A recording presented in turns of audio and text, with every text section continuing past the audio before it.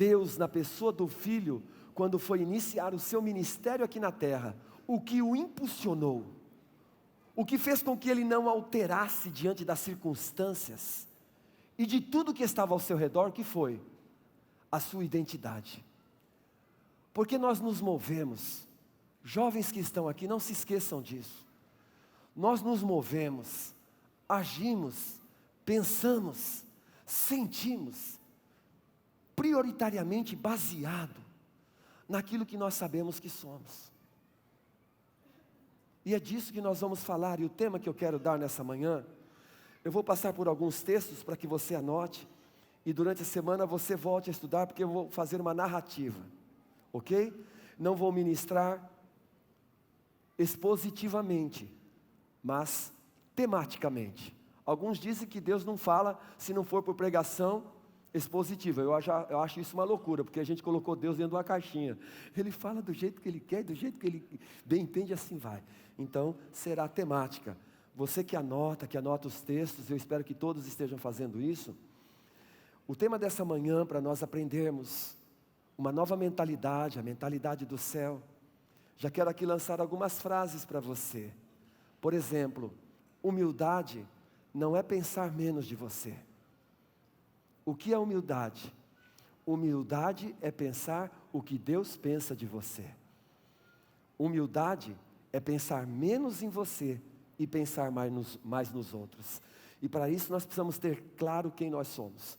O tema então dessa manhã é Saul, o rei escravo de si mesmo.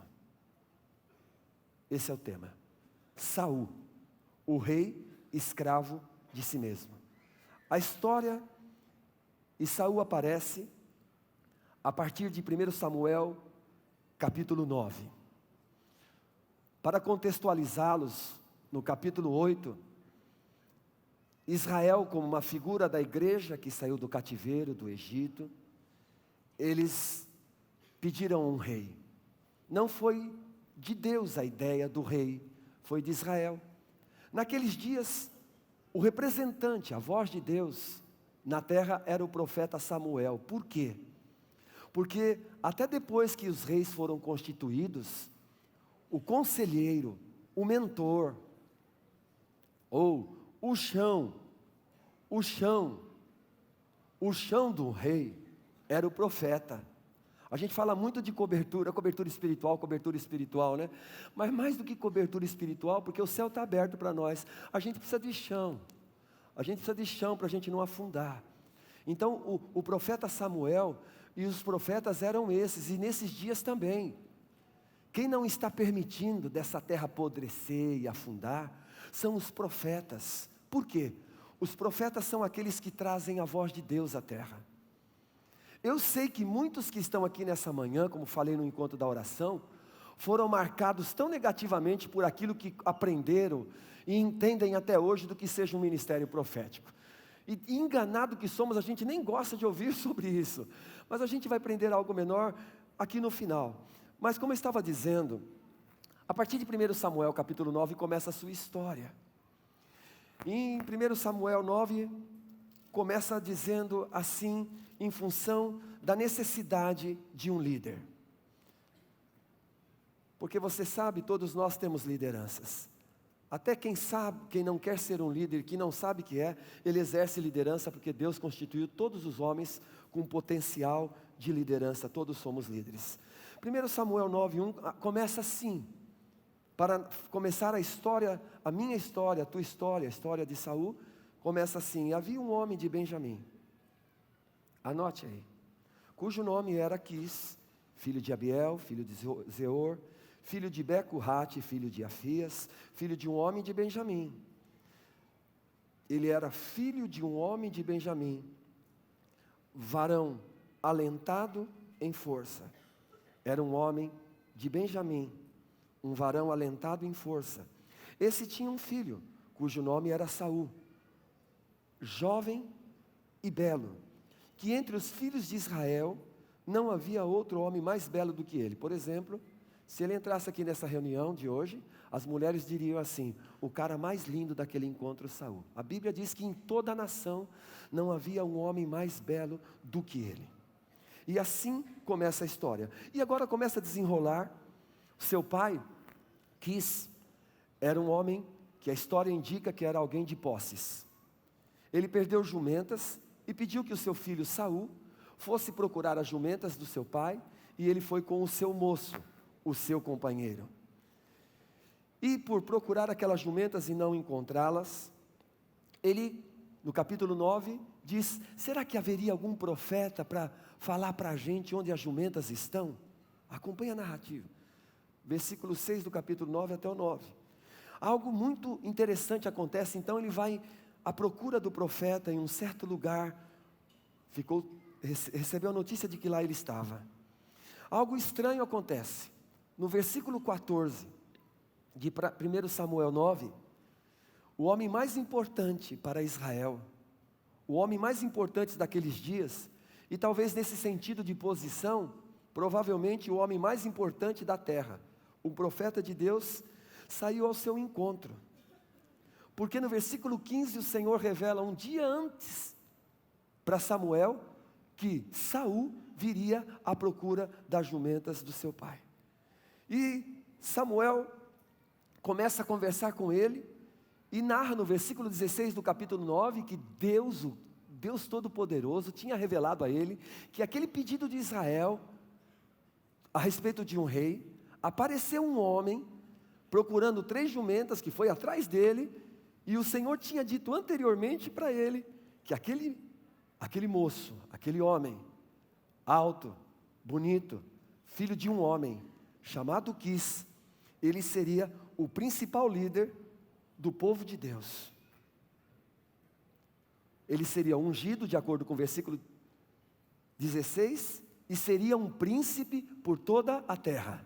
Ele receberia uma função sobre toda a terra. E diz mais, e afirma o seguinte: esse indivíduo vai livrar o meu povo. Imagine se fosse você. Vamos pensar nisso.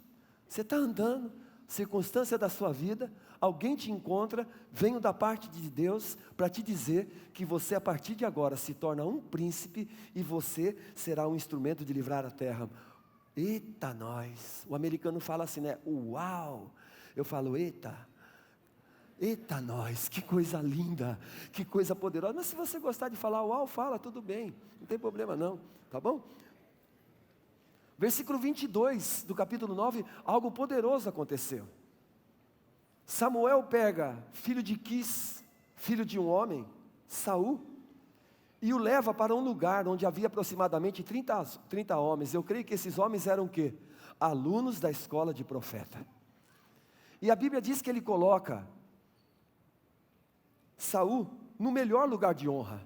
Ele chama a cozinheira e fala assim: sabe aquele alimento que estava reservado? Aquele alimento que estava preparado? Chegou o homem para aquele alimento. Meu pai, que coisa maravilhosa, como você se sentiria diante de tudo isso? O homem mais importante na terra diz que você agora vai se tornar alguém extremamente importante, lhe dá um lugar de honra, 30 homens extremamente importantes ali, seus auxiliares, ele pega o melhor lugar, dá para você e fala: cozinheira, aquele alimento que estava reservado, é para ele. Deu-lhe lugar de honra. No versículo 27 acontece algo tremendo, as horas passam, fica ali, Samuel fala: Saul, pega o teu moço, fala para o teu moço que agora a coisa é comigo e contigo. Agora a coisa aqui é olho a olho, é no pessoal, é no individual. Dispensa o teu moço, o assunto é com você. E diz para Saul assim: eu vou fazer você ouvir a palavra do Senhor. Eu vou fazer você ouvir o que o Senhor tem para dizer para você, meu Pai amado. E começa o capítulo 10, como algo tão extraordinário.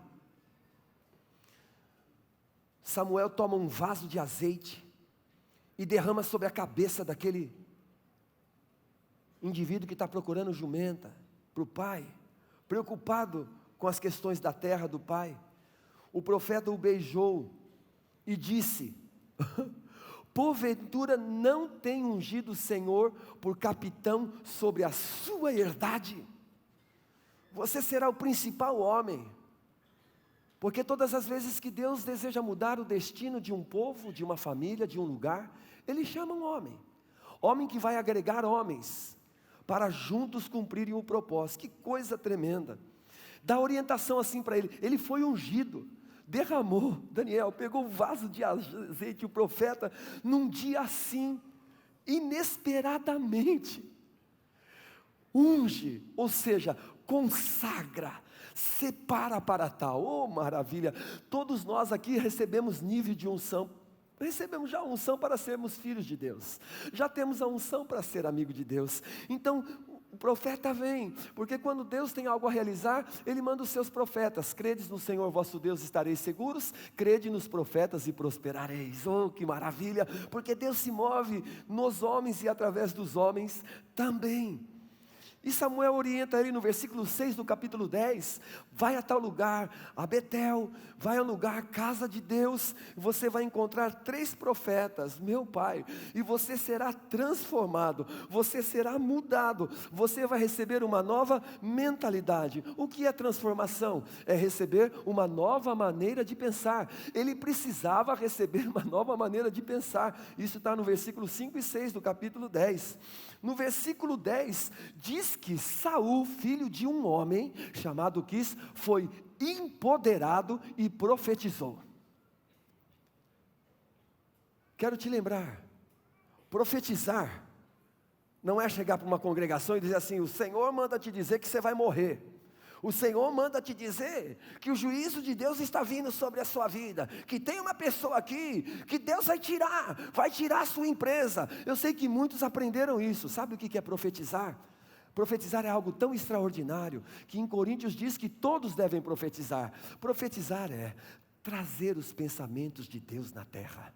Profetizar é olhar para alguém e, como um profeta que conhece o coração daquele que o enviou, ele enxerga segundo Deus, ele vê o indivíduo e ele declara não o que ele está vendo, mas aquilo que Deus planejou para o destino e para a vida do outro, e empodera o outro. Isso é profetizar. Esse é o ministério profético pelo qual toda a igreja deve se submeter. Que coisa linda! No versículo 24 do capítulo 10, há uma coisa tremenda. Mesmo Israel tendo pedido um rei, Samuel ficou revoltado até o ponto de resignar o seu cargo. Sabe o que acontece aqui nesse versículo? A Bíblia diz no versículo 24, assim: vedes o homem que o Senhor escolheu. Você pode repetir essa porção? Ei, não foi Samuel, não foi nem o povo. Que coisa linda, mas algo inusitado acontece. Ele já tinha sido ungido, ele já tinha sido empoderado pelos profetas, e agora ele vai ser reconhecido diante da nação, numa posição que o Deus o colocou para o cumprimento do seu propósito. Do versículo 20 ao 24, vão procurar agora o novo rei. Ele está escondido atrás de uma carroça, entre os fenos.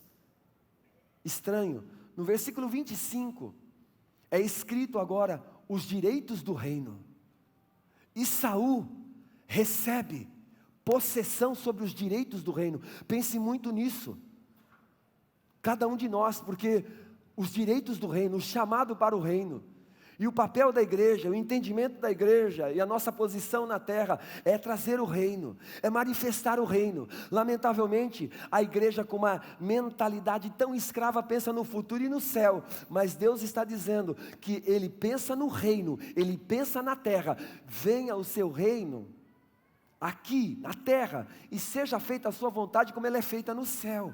Tremendo isso. Então foi escrito os direitos do reino. No versículo 26 de 1 Samuel 10, anote essa informação importante para você. Nos é claro que depois dele ter sido ungido, empoderado e reconhecido diante do povo, ele voltou para o lugar onde ele morava. Ele era da tribo de Benjamim, ele era do território de Benjamim, do tipo assim, ele era de São Paulo. Ele não era de Minas, ele não era do Rio Grande do Sul. Ele era de São Paulo. E onde ele morava? Ele morava em Gibeá. Tipo assim, Poá. Percebeu?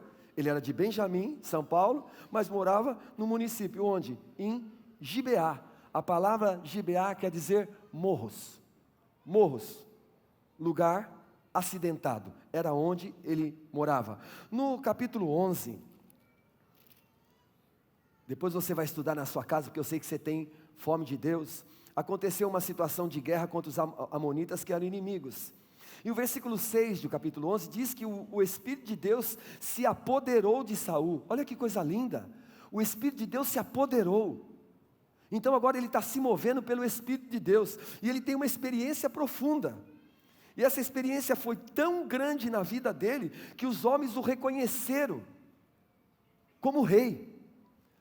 Eu estou pulando alguns textos, porque depois eu vou voltar. Porque entendo ser pertinente nós olharmos esse lado positivo. Que lado? O lado do seu chamado.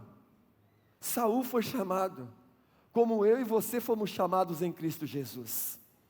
Ele começou a reinar, como eu e você, de acordo com Romanos capítulo 5, versículo 19, diz que os que receberam a abundância da graça. Por que Saul foi escolhido? Ele foi escolhido por graça. Por que eu e você fomos escolhidos? Fomos escolhidos por graça. Por que Noé foi escolhido? Foi escolhido por graça. Por que Abraão foi escolhido? Foi escolhido por graça. Moisés foi escolhido por graça. Porque o que é a graça? Graça é Deus visitando um homem, visitando, penetrando, entrando e empoderando esse homem para viver na terra como Deus, o próprio Cristo, o Filho de Deus, viveu, aleluia. E isso é a graça. Diga para o seu irmão: a graça está em você, a graça está sobre ti, louvado seja o nome do Senhor. Então aqui do capítulo 11, maravilhoso. Só que, preste atenção nessa breve exposição da história de um homem que não é dele, pode ser a de todos nós, e dificilmente cada um de nós não tenhamos parte em tudo isso. A partir do capítulo 13 de 1 Samuel, começamos a ver sinais da queda de um reinado. Começamos a ver alguém que Deus escolheu, que Deus ungiu, ok? Que sabia algumas coisas de Deus afundando. Começamos a ver queda. O fim de Saul, o chamado, o escolhido, o ungido, o empoderado, não foi bom. Você que lê, e se não lê, eu quero incentivá-lo a fazê-lo, porque não vai dar aqui. A coisa foi terrível na vida dele. A partir do capítulo 13, esse cara era uma incoerência, como alguém que foi ungido e chamado. Ele era uma vergonha como líder. Ele era alguém que não deveria ser imitado. Alguns exemplos. 1 Samuel capítulo 13, no versículo 12, ele fala algo. Diante de uma ordem que ele recebeu para não acender o fogo do sacrifício, porque era atribuição do profeta, e ele era um rei, ele deveria esperar o profeta, porque ele estava dizendo que ele cria que Deus iria se mover naquela guerra. Ele ouviu os tambores do inimigo, e ele temeu. Ele temeu. E no versículo 12 diz que ele pensou. Anote isso, ele pensou. Todos nós pensamos. E geralmente, não há como, nós pensamos aquilo que vem de fora, aquilo que ouvimos, aquilo que cheiramos, não é assim? Ele pensou. E quando ele pensou, ele sentiu medo. E ali começou a manifestar algo na vida dele. Ele tinha um sentimento. E esse sentimento fez que ele deixasse de ouvir a voz de Deus através do profeta. Ele passou Deus. Por exemplo, no capítulo 14, no versículo 44,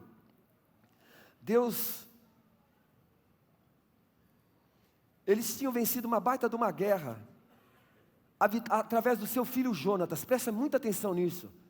Os inimigos dos filisteus estavam ali, e Deus empoderou o seu filho e o seu moço, para serem instrumentos poderosos naquela batalha. Era uma batalha impossível.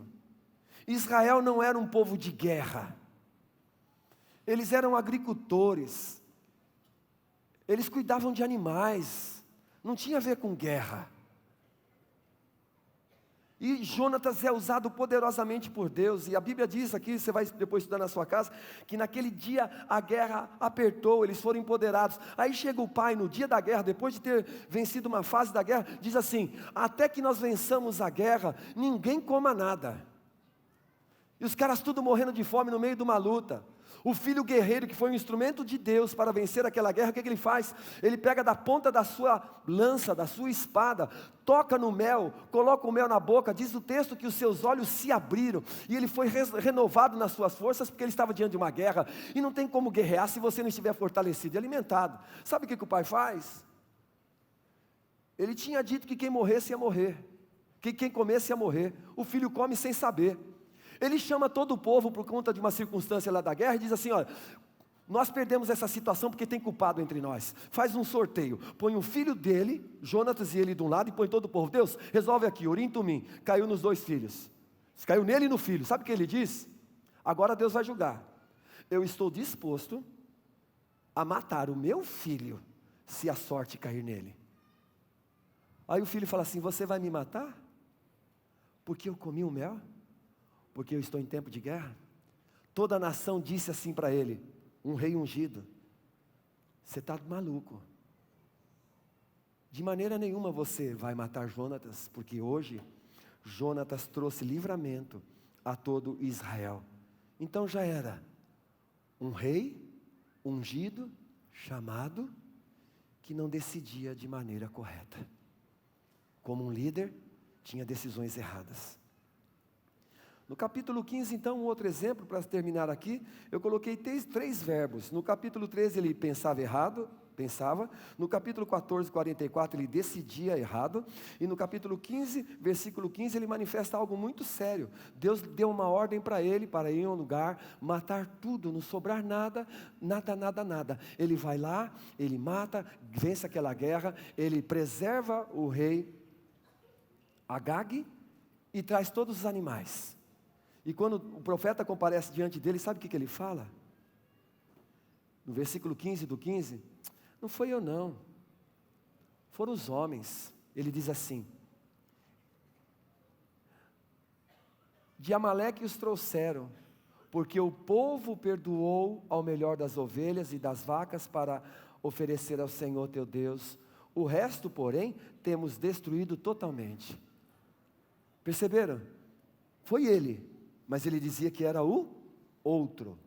Presta atenção, um homem empoderado, ungido, chamado, que responsabilizava os outros pelas suas decisões contrárias à vontade de Deus. Que interessante, o princípio lá do Éden. Vivemos uma geração assim, que as pessoas sempre estão responsabilizando outros pelo seu fracasso, sempre colocando culpa na vida de outros. E o ápice do absurdo, o profeta aparece a ele aqui no capítulo 15 e diz assim: ó, passou de você o reino, o Senhor encontrou outro. É um texto até difícil da gente estudar. Sabe o que ele faz? Do versículo 29 ao 30 de 1 Samuel 15, ele olha para Samuel e fala assim: tudo bem, o reino passou de mim, mas faz o seguinte, entra comigo para que eu seja honrado diante do povo. Por favor, você pode repetir o pedido de Saul? Entra comigo para que eu seja honrado diante do povo. Aqui esse homem chamado, ungido, separado por Deus, traz um sinal muito sério do quanto era importante que o povo o reconhecesse de maneira correta, mesmo que não fosse um fato, mesmo que não fosse verdade. O principal líder da terra, preso às questões efêmeras, não é? Como muitas vezes a gente enganadamente, a gente acha que é importante as pessoas verem, não que tenha problema ter, e é importante você ter, e não é ser humilde andar com um carro de um tipo A, B, C ou D. Humildade é andar com aquilo que Deus te deu. Humildade não é andar com uma roupa barata. Não, você pode estar andando com uma roupa barata e ser um prepotente. Humildade é andar com aquilo que Deus te deu e na posição que Ele te colocou. Mas ele era um homem assim. E 1 Samuel 15:35 diz que o profeta, que o Senhor falou para ele que era ele, diz o texto assim: Samuel sentiu pena. O que é pena? Pena é dó. E dó é um sentimento que não promove nada na vida de alguém. Olha a situação. E sabe o que aconteceu? Esse homem nunca mais, diz o texto, que Saul nunca mais viu Samuel.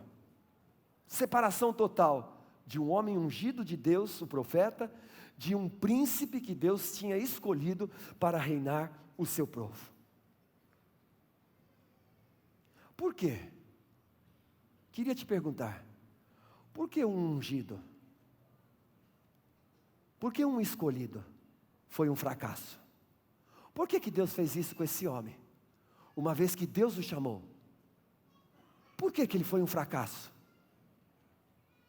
E é sobre isso que eu quero fazer uma narrativa com vocês, para depois nós concluirmos. A primeira parte já foi, a segunda parte, o meio desse pensamento. Ele era um homem que por várias vezes, se você estudar a vida de Saul e marcar os verbos, você vai perceber que ele falava assim: mas é assim que eu me sinto. É assim que eu me sinto. E eu quero dizer algo para você. Esse negócio de sentir algo tão sério, por quê? Porque como nos vemos, nos sentimos. Certo? Como nos vemos, nos sentimos. E como nos sentimos, agimos. Esse cara jogou tudo no chão, em nome daquilo que ele sentia. Agora, sentimento é algo impossível de deixar de tê-lo, uma vez que a gente não pode parar de pensar. A gente sempre tem os sentimentos. A questão é, se aquilo que nós pensamos e ouvimos que gerou o pensamento e entrou e foi ruminado, deveria ser ruminado para se tornar um pensamento profundo ao ponto de levar-nos a um sentimento. Porque nem tudo aquilo que sentimos foi o que Deus planejou, mas tudo aquilo que sentimos vai nos levar às ações, e vai nos levar a fazer, e aquilo que nós fazemos estabelece o nosso caráter, e aquilo que nós somos estabelece o nosso destino. É coisa séria o que nós estamos falando aqui nessa manhã, e o Espírito Santo vai abrir os nossos olhos para compreendermos. Amém? Olha só, por isso que eu pulei. 1 Samuel capítulo 9, versículo 21, quando o profeta disse que era ele o cara escolhido, sabe qual foi a declaração dele, Leandro? Mas eu? Parecia humildade, pastora Patrícia, parecia humildade, mas eu, o menor da tribo de Benjamim, guarde essa informação, Haroldo, mas eu vou ser príncipe, o menor da tribo de Benjamim, era assim que ele se via. 1 Samuel 10, 11 e 12, quando ele profetizou e ele esteve entre os profetas, sabe o que falaram desse homem? É uma coisa séria, profunda. O quê? Quem que profetizou? Saul profetizou? Quem? O filho de Quis? Vocês estão me falando que o filho de Quis está entre os profetas? Ah, vocês estão brincando comigo? Que o filho de Quis está trazendo agora os pensamentos de Deus à terra? O filho de Quis é a boca de Deus à terra? Pô, esse cara está preparando uma para vocês. Pois é, o espanto que veio quando ficaram sabendo dele. Alguém já falou algo assim de você? Você já pensou algo de alguém assim? O quê? Aquele fulano, você está brincando, não é verdade. Tem coisa aí. Mas uma coisa que aconteceu no evento, do início do seu trabalho, 1 Samuel 11, 12, ele tinha vencido uma guerra. Sabe o que falaram? E aí? Quem falou que Saul não ia reinar sobre nós? Ei! Oh, ao silêncio de Deus. Deus chama, Deus unge, Deus separa, Deus empodera, e as pessoas estão lá falando, vocês vão ver o que vai dar nisso, né? Vocês vão ver o que vai dar nisso. O quê? Quem faz? Está vendo, ó? Não é oposição aqui não, é do lado dele, está vendo? Ó? Agora nós vamos matar quem falou, porque ó, o cara está reinando e está vencendo. Que coisa tremenda. Que profundo. Meu Pai. Gente, eu quero afirmar aqui para vocês, eu quero tomar a licença de afirmar para vocês, que Deus não planejou isso para a vida daquele homem mesmo. Deus não é isso. Deus não empodera ninguém para ser um fracasso. Deus não separa ninguém para ser um fracasso. Você não foi chamado como eu fui chamado para sermos um fracasso. Então o que aconteceu? E espante-se você.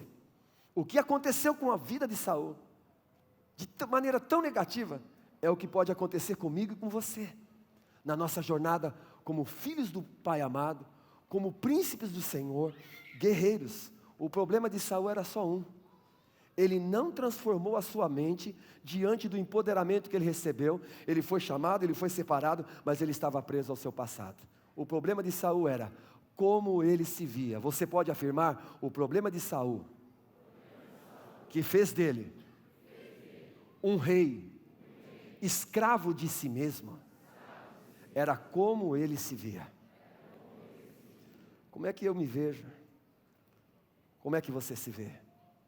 Gente, não vai dar. Eu tremia dentro da minha casa essa semana. Eu olhava esse texto, pegava o meu filho, o Guilherme estava fora. Eu estava me preparando para o exame lá de intestino e estômago. Você sabe onde a gente fica nesse tempo, né, mano? Você sabe como é que é o negócio. Eu falei, olha esse negócio aqui é demais. Eu falei, Deus, como é que o Senhor faz isso com um cara desse? O cara morre na guerra.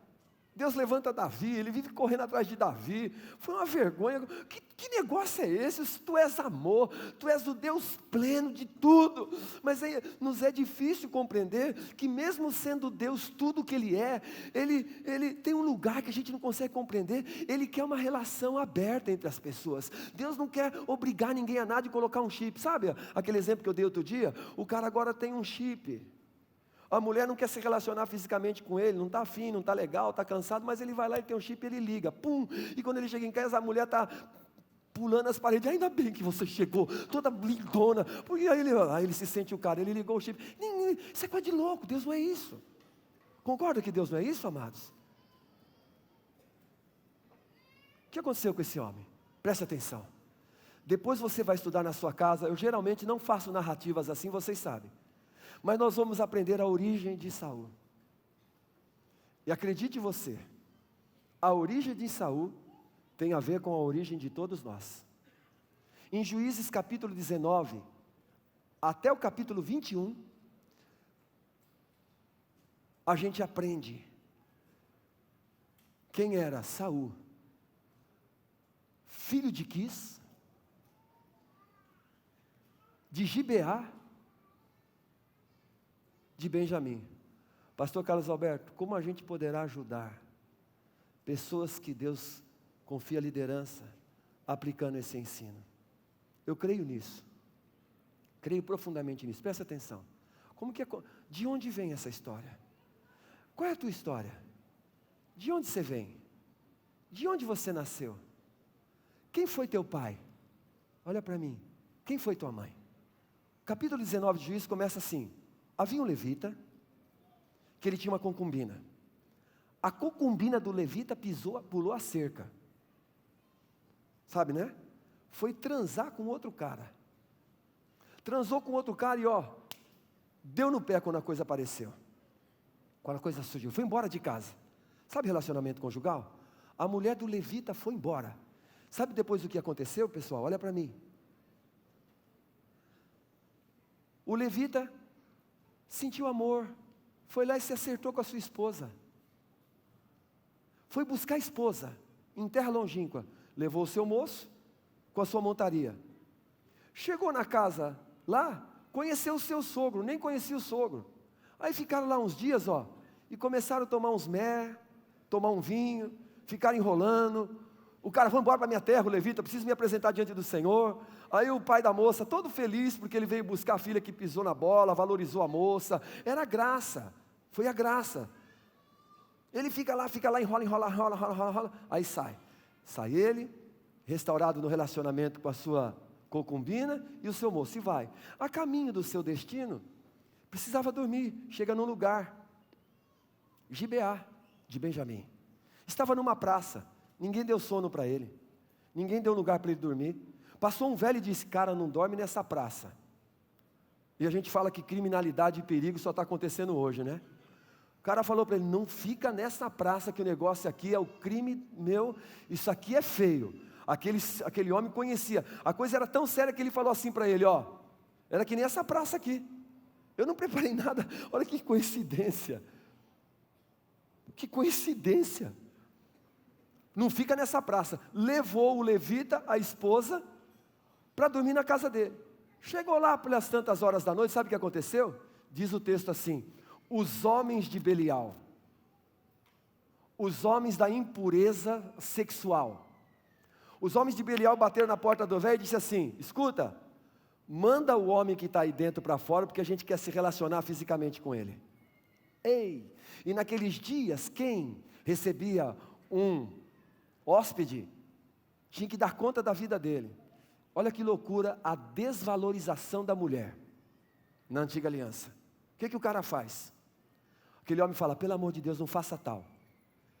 Pegou e disse assim: eu tenho a concubina, a mulher dele, e tem a minha filha que é virgem. Eu dou a concubina, a minha filha que é virgem, mas não toca nesse homem. E os caras falaram: não, a gente não quer. O que ele fez? Pegou a concubina, jogou para a rua e trancou a porta. O texto diz que eles abusaram a noite toda daquela mulher, a concubina do levita. Quanto ensino tem nesse texto? Quando aquele levita levanta para ir embora, que ele abre a porta, a mulher está caída. Uma mulher que foi abusada pelos homens da cidade a noite toda, Miriam. Caída, ele mexe nela, ela não acordou, ela faleceu. Ele coloca aquela mulher na sua montaria, vai à sua casa, corta o corpo daquela mulher, distribui as tribos de Israel e diz, a conclusão foi: nunca aconteceu tal em Israel. Todo Israel se juntou para guerrear contra os homens de Gibeá. Naquele confronto chegaram nas terras de Benjamim, mas pediram para Benjamim, falaram para os homens de Benjamim: entregue-nos os homens que fizeram isso. Diz o texto que os homens de Benjamim, além de não entregar os homens que fizeram aquilo, disseram: nós vamos lutar contra você e defender o nosso povo. E aconteceu uma guerra, eram homens violentos, eram homens preparados para a guerra, não eram muitos homens. O texto diz que só na terceira tentativa conquistaram a terra, na primeira e na segunda, milhares de pessoas morreram. O que aconteceu? No meio dessa guerra, 600 homens de Benjamim fugiram da guerra, se esconderam, subiram para os montes. Presta atenção nisso, se esconderam. Depois de terminada a guerra, dos homens de Benjamim terem sido mortos, fizeram um voto que não dariam. Todo Israel fez um voto de não dar suas filhas aos homens de Benjamim. Nisso fizeram um sacrifício ao Senhor, e teve um grupo que não foi sacrificar. E aí decidiram que iam destruir toda aquela cidade. Chegaram naquela cidade, tinha 400 virgens. E a ordem foi essa: vocês destruam todos aqueles que estão deitados com mulher, se houver homem deitado com homem, que destrua. Perceba, pessoal, que isso aí é a antiga aliança. Nós não estamos defendendo esse assunto aqui, só estou contextualizando para vocês, para dizer de onde vem Saul. Então tinha 600 homens escondidos e 400 mulheres virgens que foram poupadas. Se arrependeram de destruir totalmente Benjamim, porque então não teria 12 tribos, somente 11. O Senhor detesta a falta de unidade. O Senhor detesta quando uma célula fecha. O Senhor não ama a destruição da família, que uma família não seja completa. O Senhor tem tristeza quando uma igreja local fecha, e era o que estava acontecendo ali. Então foi poupado. E dentro dessa circunstância tiveram uma ideia: pegamos as 400 virgens, entregamos para os 600 covardes que se esconderam, e assim nós vamos manter Benjamim como tribo. Faltava 200 mulheres. O ancião deu a ideia: quando mulheres virgens estiverem subindo para o sacrifício, para não dizer que foi a gente, porque a gente votou, vocês vão lá e roubem uma mulher para você. Pegue uma mulher para você, e quando os caras vierem matar você porque pegou a mulher, diga assim: por amor de mim, não faça isso não. Usa a mulher para proteger você. Escuta aqui. Sabe quem era Aquis? Pai de Saul? Ele era dessa linhagem. Ele era um dos homens, ou o seu pai era um desses 600 homens. Por isso que falaram assim: quem vai reinar sobre nós? Filho de Quis? O covarde? Aquele que mata a mulher? Que abusa de concubina? Covarde? Vocês estão percebendo? Vocês estão percebendo a história? Por que ele disse assim? Mas eu sou o menor, Wagner. Ele disse assim, a minha tribo é a menor. Era menor, tinha sido destruída. Ela não era vista. Era uma vergonha. Era uma vergonha fazer parte da tribo de Benjamim. A gente vê o que aconteceu aí nessa mortandade dos últimos dias em Minas Gerais. Aquilo marca a história, não é? Hoje de manhã eu estava ouvindo as pessoas falando assim, não dá prazer de passar por aqui mais.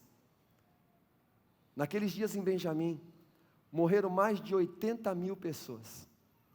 Quando se olhava para um benjamita, e Saul era de Benjamim, e não era só de Benjamim, ele era de Gibeá. A sua origem era essa. Ele foi um homem empoderado por Deus, chamado por Deus, ungido por Deus, mas ele não transformou a sua mente, ele vivia do seu passado miserável. Saul, como muitos de nós, ouça isso, se perdeu na lama da baixa autoestima, do pecado e da insignificância. Saul não acreditava no seu potencial. O profeta Samuel chegou para Saul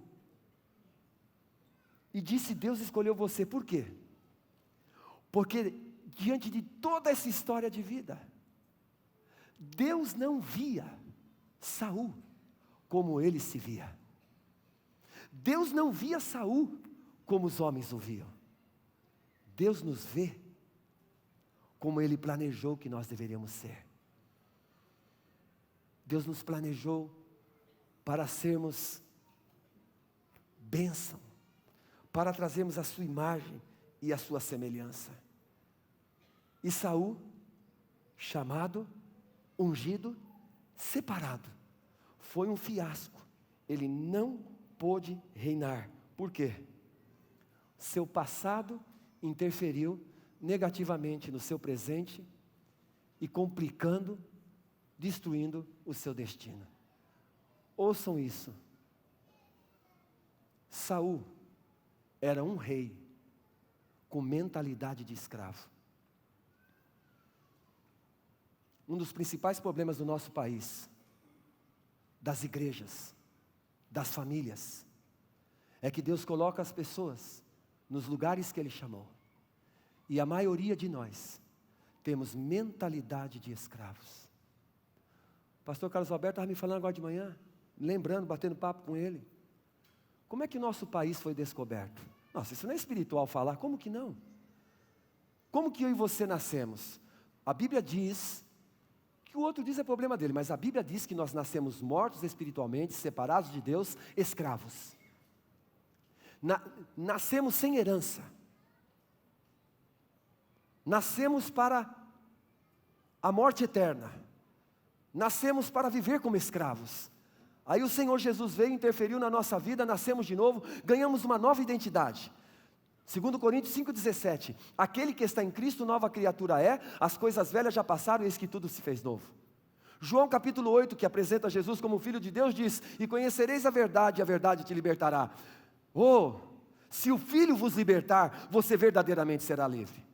Qual é a história? Se não bastasse a nossa história espiritual de escravidão, qual que é a nossa história como povo, como brasileiros? O Brasil é um país que tem uma história de conquistas? Não. Como o meu pastor estava lembrando ali, o Brasil foi o último país a abolir a escravidão.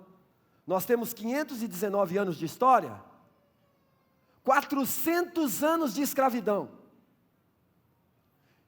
Então não subestime isso, porque nós aprendemos algo sobre o nascimento, que você nasceu de novo, está tudo resolvido. Não, você nasceu de novo, agora existe uma natureza dentro de você, você teve um contato com o amor do Pai, você tem agora uma nova possibilidade do quê? De a partir de uma nova mente, e essa mente agora precisa ser transformada, precisamos pensar. Meus amados, o problema de Saul foi o seguinte, ele era, aos olhos de Deus, a pessoa ideal, mas ele não se via assim, ele não se despojou das mentiras, ele não se despojou das suas histórias, ele tinha orgulho disfarçado, eu sou o menor, e isso tem causado grandes danos, porque a igreja E principalmente a igreja cristã evangélica hoje. A cultura de escravidão está na mente dos crentes. Vivemos como escravos. Vivemos como escravos. Não acreditamos que somos filhos de Deus. Então tem os escravos que estão dentro de casa e se cansam como um filho pródigo e vão embora. Não dá valor à herança joga tudo no chão. E tem os escravos que estão dentro de casa dizendo assim, pô, eu faço direitinho, o meu irmão que faz errado, tudo errado, vai receber mérito? Você quer um exemplo? Você quer um exemplo da mentalidade escrava da igreja? Você está metendo pau na igreja? Não. Eu estou querendo lembrar que nós não somos isso. Saul não era aquilo que as pessoas falavam. E ele não era aquilo que ele pensava. E eu quero dizer para você que você não é aquilo que talvez você esteja pensando tão negativamente a respeito de você. Eu só quero te lembrar que você é uma pessoa escolhida por Deus. Que Deus te chamou para ser uma luz no meio das trevas. Que Deus fez você santo. Que você é uma nova criatura em Cristo Jesus. Tendo ou não tendo, possuindo ou não possuindo. Independente de tudo, se você está em Cristo, você é filho de Deus, e isso é a coisa mais importante para nós.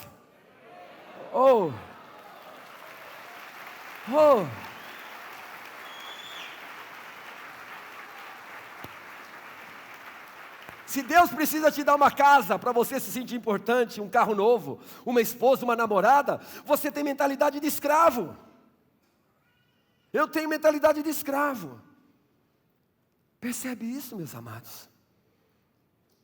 Fomos criados como escravos e adquirimos a mentalidade de escravos. Aí a gente vem para a igreja, aprender uma cultura, por exemplo, com todo temor, de um holandês chamado Arminius, que fala para você o seguinte: para você se tornar filho de Deus, Deus quer que você seja filho dele, mas tem que ter a tua decisão. Você tem que cooperar com Deus. Você está morto espiritualmente, separado da glória de Deus, mas você tem que cooperar com Deus. Ouviu? Aí, e tem mais, depois de agora você se tornar filho de Deus, você guarde a tua vida e os teus procedimentos, porque se você não andar direito, você vai deixar de ser filho de Deus. E a igreja vem com essa história de escravidão, e a igreja fica colocando medo nas pessoas. Coloque o medo, se você fizer isso, vai acontecer isso, se você fizer aquilo, vai acontecer aquilo. E aí fica essa doença, de gente como Saul que foi chamado para reinar, não com orgulho enfermo, mas vou chamar de um santo orgulho. O que é o santo orgulho? O santo orgulho para mim é ser humilde. E para mim ser humilde é aceitar, como já disse, tudo aquilo que Deus planejou para a minha vida. E a Bíblia diz que eu é que sei os pensamentos que tenho a respeito de você, pensamentos de paz e não de mal, para te dar um fim, um futuro e uma esperança, diz o Senhor. Sabe para que você nasceu de novo, meu amigo? Você nasceu de novo para ter uma vida melhor, simplesmente financeira, física. Eu e você nascemos de novo para reinarmos juntamente com Cristo, para implantarmos o reino de Deus na terra, sermos um instrumento do Senhor. Por quê? Por que a massa que mais se move hoje no mundo são dos cristãos evangélicos mudando de igreja? Porque é gente que se move por aqueles sentimentos que Deus não planejou. É gente que olha o mundo a partir da sua perspectiva, das suas misérias, das suas mazelas. Eu quero te anunciar aqui nessa manhã, que depois do novo nascimento, a coisa mais importante na vida de um indivíduo é a cada dia transformar a sua mente. O que é transformar a sua mente? É pegar as mentiras que você recebeu, as mentiras que eu recebi, as mentiras que me falaram, e transformar a minha mente e trazer o pensamento do céu para o meu coração, à terra. Oh, aleluia! Por isso que Colossenses 3:1 diz assim: se você já ressuscitou com Cristo, pense nas coisas que são do alto, onde Cristo está sentado à direita de Deus Pai. Nós somos chamados, depois de nascidos de novo, pensar direito. E pensar direito é pensar a respeito de nós o que Deus pensa, o que o nosso Pai amado pensa. O que você pensa de ti? E aí saímos aí nessa escravidão, pessoas inseguras, ficamos presos à nossa história, escondidos em falsa humildade. Eu quero dizer algo, e se você puder anotar aí, diga assim, em nome do Senhor Jesus. O tempo da escravidão já acabou. O Filho de Deus aboliu a escravidão na cruz. Não fala desse jeito, você vai falar em lugar nenhum mais. Você vai falar com muita intensidade. O Filho de Deus já me libertou, já acabou a escravidão.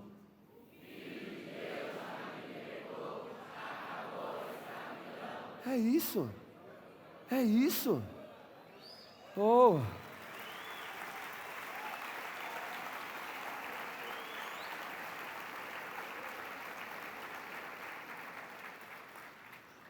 Parece uma incoerência, já vou terminar. Sabe do quê? Sabe o que significa o nome Saul? No hebraico? Meu pai amado.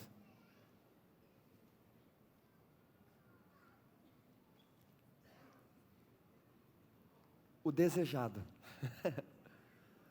O solicitado. O quê? O desejado. O solicitado. Agora, a Bíblia não é um livro de contar a história de Saul, é da minha e da tua. E eu não estou aqui para trabalhar para melhorar a tua autoestima, não. Não, não é isso, é mais do que isso. É de fato, a partir do ponto da nossa identidade, simplesmente reconhecermos, Natan. Só reconhecer. Eu sou desejado pelo Pai. E depois de ser desejado, eu sou solicitado por Ele. Para quê? Para implantar o seu reino de paz, de justiça, de amor e de alegria na terra. E isso vai acontecer através da igreja local. Sabe por quê? Olhe para mim. Ninguém com mentalidade de escravo poderá ser um instrumento de Deus para abençoar o lugar onde vive. Educamos os nossos filhos com mentalidade de escravos. Vivemos relacionamento conjugal com mentalidade de escravo. Você já assistiu o filme de escravo? 400 anos de escravidão no Brasil. Você lembra da Escrava Isaura lá, a novelinha lá? Eu não assisti, eu acho que foi a última novela que eu assisti em infância, depois eu parei de assistir. Mas essa eu assisti. Você já percebeu que em todo filme de escravidão, o branco pega um negro e no meio dos negros escolhe um negro que sobressai, e esse negro que sobressai é o que vai disciplinar os outros negros? Então esse negro tem um mérito maior, ele é o melhor, e ele está ali com medo, então o senhor dele dá algumas coisinhas diferentes para ele é um escravo, parece que ele é livre, mas ele não é, e ele está ali metendo a pua nos outros. Por quê? Porque escravo, por não ter liberdade, ele não consegue sonhar, ele não consegue empoderar o outro. Sabe por que eu creio que o empoderado lá mete o chicote no outro? Porque o outro não pode ser melhor do que ele. E essa cultura tem chegado em todos os lugares em que nós vivemos. A gente vê alguém que está fazendo a coisa certa, alguém que está crescendo na igreja. Chega um indivíduo lá que é uma bênção, Wagner. Deus mandou esse cara. Pô, mas esse cara está crescendo aqui, meu. O Fábio sabe falar direito. O povo gosta do Fábio. Não, peraí, vou segurar um pouco o Fábio aqui porque ele pode tomar o meu lugar. Mentalidade de escravo. Essa mentalidade está. Nós precisamos orar sobre isso. Essa mentalidade tem estado em grande parte dos líderes principais das igrejas, dos líderes políticos da nossa nação, em grande parte. Mas Deus está derramando do seu óleo poderoso. E homens e mulheres que Deus está colocando em posições estratégicas, são aqueles que vão anunciar e falar da liberdade e empoderar o outro para ser aquilo que Deus planejou para a vida dele. Amém? Saia. À noite eu continuo o tema. Saia dessa mentalidade de escravidão. Saia dessa mentalidade. Você não precisa viver amarrado no tronco. Você não precisa viver no calabouço. E você não precisa ser um fracasso na sua vida dos lugares em que Deus colocou, baseado no teu passado. Quando você perceber que o teu passado, que não foi bom, está interferindo negativamente no presente, você diga assim: eu estou em Cristo, eu sou uma nova criatura, as coisas velhas já passaram e eis que tudo se fez novo. Amém? Em nome do Senhor Jesus.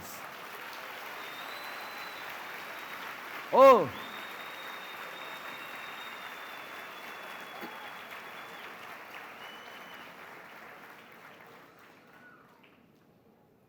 Oh, meus queridos,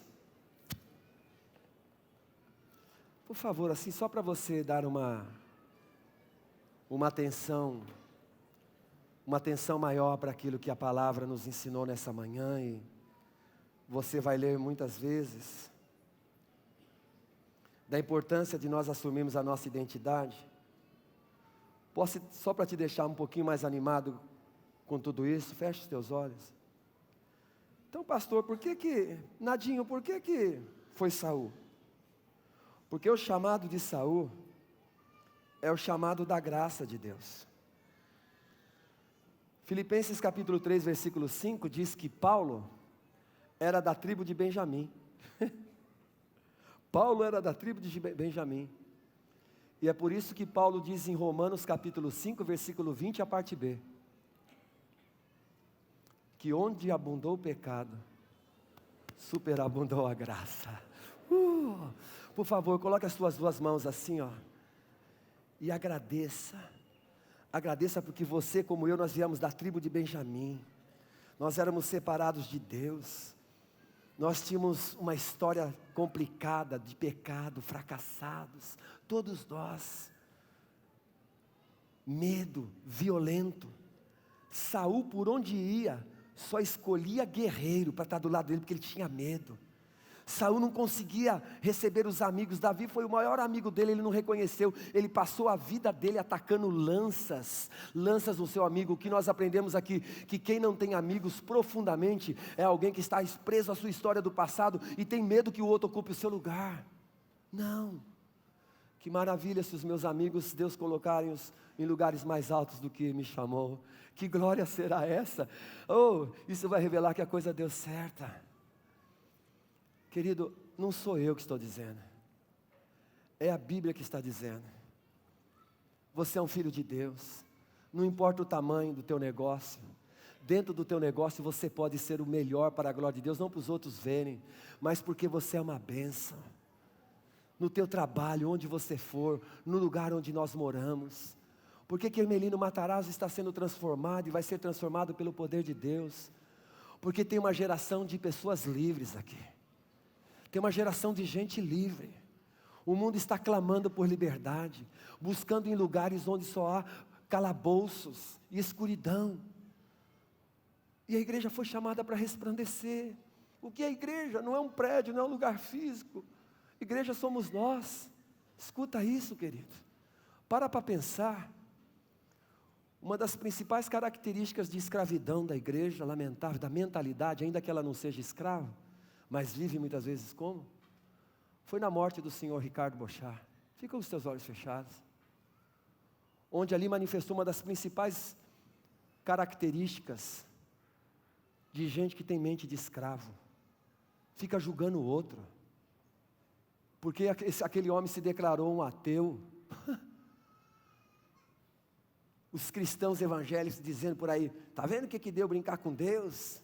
Está vendo o que deu falar de Deus? Aí o cara dizia assim, eu não creio em Deus, mas eu creio em Deus que vive em você. A Bíblia diz em 1 João capítulo 5, versículo 1, que quem reconhecer que Jesus é o Filho de Deus, tem a vida eterna. Quem aqui é o louco? Quem é o maluco que pode dizer que aquele homem, do jeito de Deus, um dia antes, de madrugada, dentro de um helicóptero, quando o helicóptero estava caindo, quem aqui? Porque Deus é assim, irmãos. Deus quer salvar todos os seus filhos. Ele brinca de futebol, ele perde o jogo para o filho. Ele brinca de esconde-esconde, ele se aparece para o filho. Porque Deus é assim. Então, isso trouxe à tona a vergonha da mentalidade da escravidão da igreja. Por quê? Escravos julgam. Escravos só julgam os outros. Escravos não se apresentam para celebrar a liberdade. Que o Espírito Santo de Deus, nesses dias que está derramado em nossos corações, nos ajude e nos fortaleça para viver como somos. E pelo Espírito profético que está derramado sobre nós, eu declaro aqui sobre uma geração de jovens que não tiveram referências de pai, de mãe, que são conhecidos e julgados de maneira tão equivocada pela sociedade, lugar onde você vive. Você já tem um nome, um apelido. Ah, esse aí, o filho de Quis? Em nome de Jesus, pelo poder da palavra que quebra o jugo, você será uma bênção. Você já é uma bênção. E essa bênção toda que você já é, vai aparecer por aí. E não vai aparecer para que você seja o orgulhoso, o melhor entre todos, não. Mas para que o nome do Senhor seja louvado e glorificado. Deus está levantando grandes empresários entre nós. O Senhor está levantando homens que farão a diferença no nosso meio. Deus está levantando médicos, advogados, políticos. Deus está levantando pastores, missionários, pessoas resolvidas, pessoas que são livres, porque os livres serão os instrumentos do Pai para levar outros à liberdade, em nome do Senhor Jesus Cristo. Toma posse disso. Amém.